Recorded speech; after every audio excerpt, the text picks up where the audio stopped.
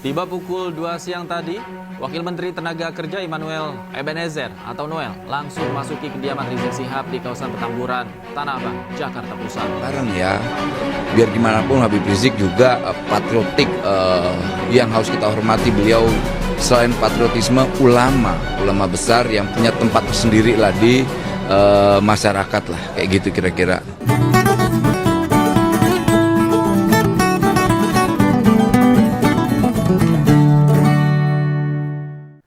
Di saat rakyat Indonesia punya kehidupan yang berat, pemerintah itu mbuh sak geleme dhewe.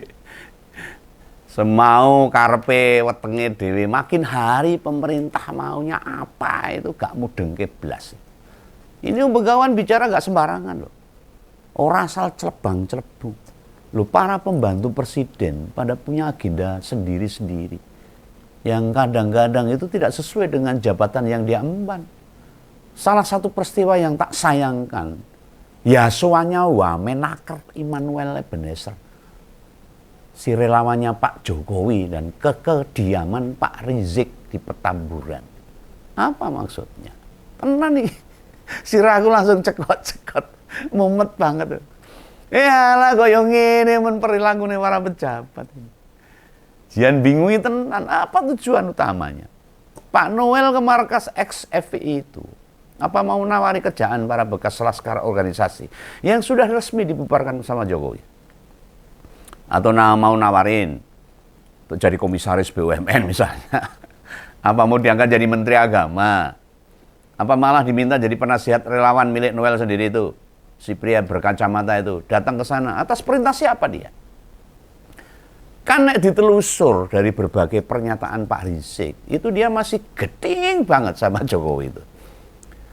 Kasus kilometer 50, katanya mau diadukan ke PBB loh. Beneran nih, Begawan nggak pernah nyimak di sebuah video ceramahnya. Sayangnya nggak dijelaskan tuh maksud PBB itu apa. Partai Bulan Bintang atau Persatuan Bangsa-Bangsa. Soalnya nggak dijabarkan kepanjangannya apa. Nah kita yang ngerti lah, Jokowi sama Noel kan ya deket. Termasuk relawannya yang terus melekat. Mungkin dikatakan memuja dan menjilat sampai dia jadi menteri kan. Nek babakan kendel, tak akui dia kendel. Nemui Pak Rizik di Petamburan itu sebagai orang dekat Jokowi. Nemui wong sing geding Jokowi jadi angel bedane antara kendel sama nekat. Dan mungkin dia orang pertama atau pejabat pertama yang di pertama pemerintahan sekarang yang menemui Pak Rizik. Meski HRS sebelumnya dikenal lebih dekat sama dua aib tuh, Wazrizon sama Fahri Hamzah. Mereka malah belum ke Petamburan. Lah maksud sih pemerintah minta dukungan ke FPI yang diutus Noel, bukan dua Fahri dan sama Fahri.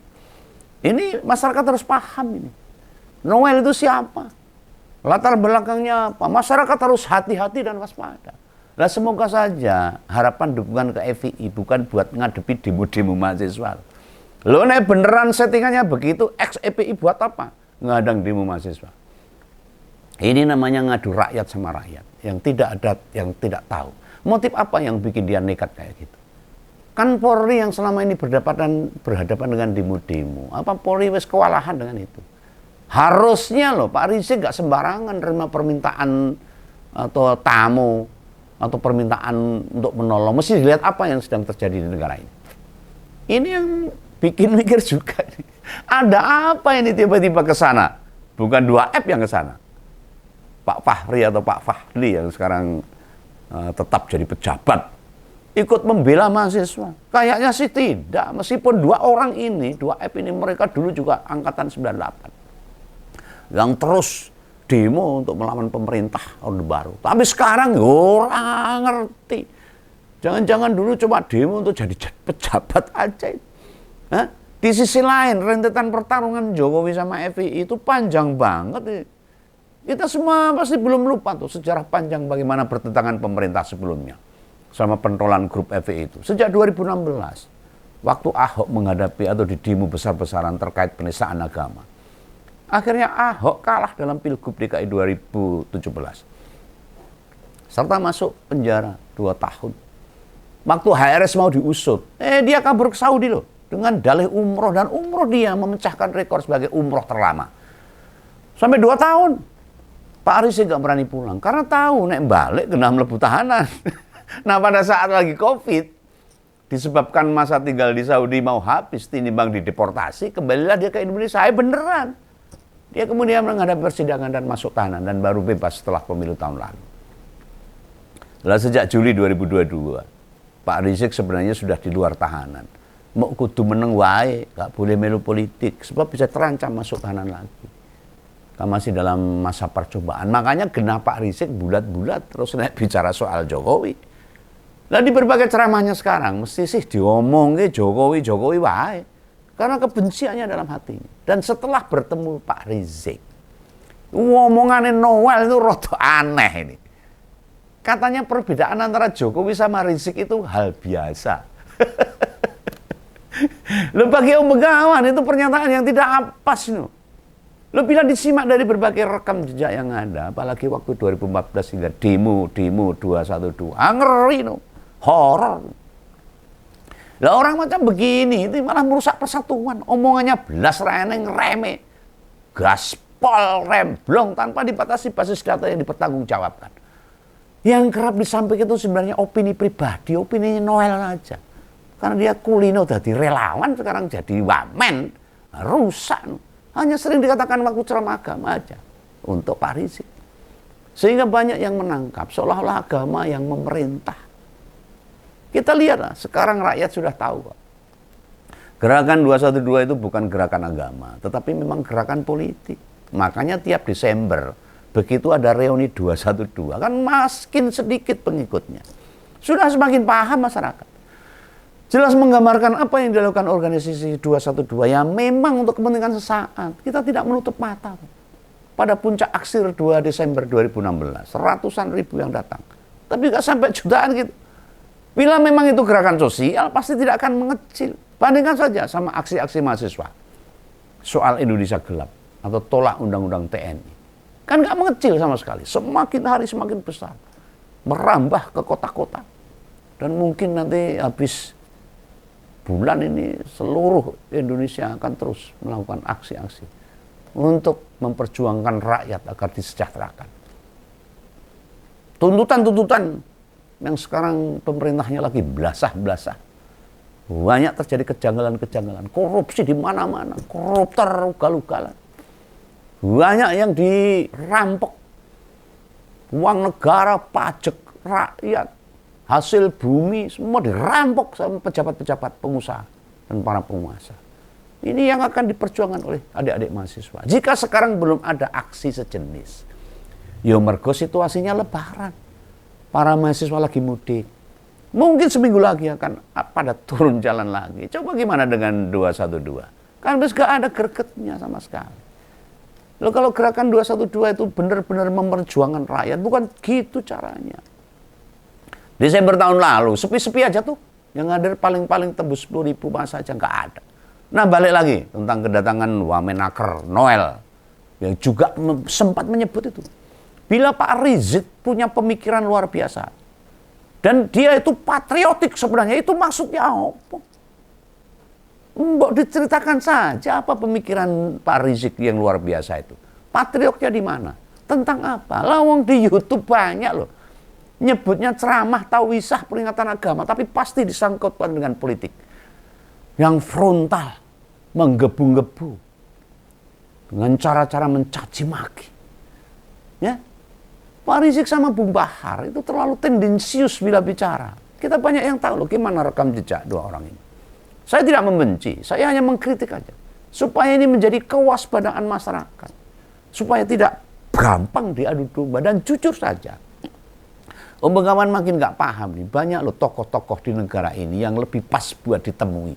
Diajak ngobrol, demi kepentingan rakyat, demi kemajuan negara, diminta pendapatnya. Hingga yang layak buat diajak berbincang dan tukar pikiran. Ini yang di awal pembuka. Justru banyak yang tak pertanyakan, kok iso yang ditemui itu Pak Rizik duluan oleh Noel. Latar belakangnya Noel apa? Yang bikin tambah grantes, bikin gak habis pikir. Noel menyebut, narasi radikalisme terbantahkan dengan datangnya dia ke markas FPI. Ternyata Pak Rizik itu patriotik untuk membangun bangsa ini. Loh, kok malah dia yang kayak pasang badan ini? Hah? Lain dengan omongannya Kang Demul, Deddy Mulyadi. Hah? Orang pilih Noel sama pilih Deddy Mulyadi, seluruh Indonesia bakal memilih apa yang dikatakan Deddy Mulyadi. Noel nggak payu. Lo ngebantah radikalisme yang melekat di Petamburan sama nyebut nama FPI juga. Ini Bung Noel tahu sejarah dan banyak cerita mengenai FPI. Apa asal bicara? Tahu sejarahnya. Lawang sudah terbukti. Ada beberapa teroris di awal jadi kader atau simpatisan FPI. Beneran, nggak percaya Bung Noel. Bisa colan, berkunjung ngobrol-ngobrol sama Komandan Densus 88. Ngajak bicara kepala satuan anti teror. Bisa juga berdiskusi dengan kepala BNPT. Wah, menaker, urusannya apa itu? Itu loh banyak PHK. Itu loh banyak perusahaan tutup. Itu yang dipikir, jangan kemana-mana. Pak Prabowo ini piye punya menteri kayak gini, dibiarin aja. Titipannya Jokowi ini menteri. Tanya tuh, berapa orang teroris yang mengenal atau awal mula pikirannya radikal terbentuk?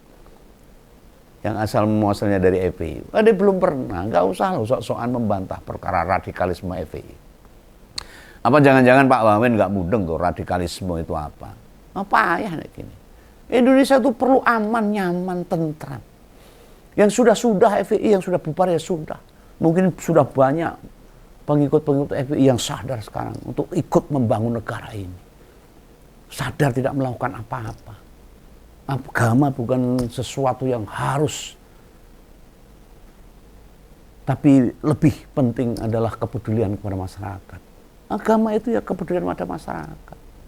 Lu pantas saja dulu waktu Munarman bekas petinggi FPI di sidang kasus radikalisme, dia malah ngebela Munarman. Noel itu lah, ginilah Pak Noel ini.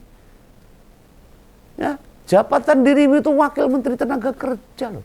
Sudah nggak ngurus yang bukan dari tanggung jawab, overlap.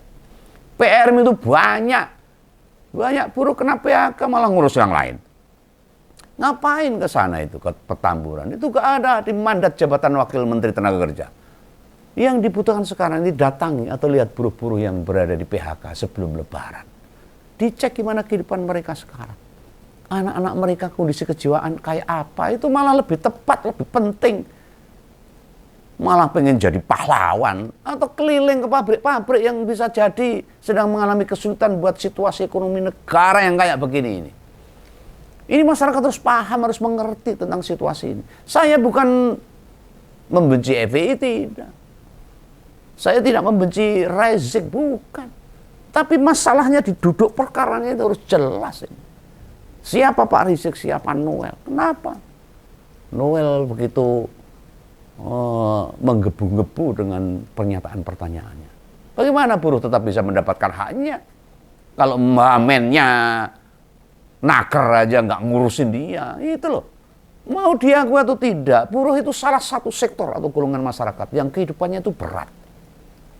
Meski mereka punya kontribusi besar pada negara ini, sering tidak diakui. Malah pejabat-pejabat yang bayar pajak telat itu ngerampok pajak-pajak yang disetorkan oleh rakyat. Banyak itu. Memang sebagian pejabat Indonesia itu parah. Ininya sudah nggak dipakai. Rakusnya aja. Syahwatnya aja yang diunggul-unggulkan. Dan itu banyak pemujanya, banyak penjilat. Nah ini malah dimanfaatkan buat kehidupan politik. Kerja para buruh ini, bagi pejabat, bagi penguasa. Pikirkan agar kualitas buruh kita meningkat. Itu tugas Wamenaker sama Menteri Tenaga Kerja. Mulai pemikirannya, keterampilannya, maupun pengetahuannya. Jangan kemana-mana. Pelajari dan cermati, apakah kesejahteraan mereka makin membaik atau malah berkurang. Pemilu atau pilpres, kan masih lama. Jadi fokus kerja aja pada jabatan yang diemban. Nek raiso menjabat, mundur saja.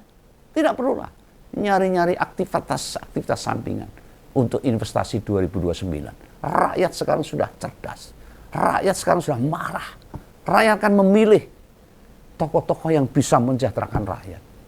Kami sudah menggadang-gadang juga sampai sekarang rakyat. Siapa yang pantas menjadi pemimpin yang akan datang. Ini pesan Begawan. Oke ya, jangan sampai kita lengah dan kita harus waspada bahwa negara ini sedang tidak baik-baik saja. Salam Begawan, salam ngumpul. Jangan lupa subscribe. Hati-hati pulang mudik, pulang balik untuk kembali bekerja, menghidupi, menapahi keluarga kita. Dadah.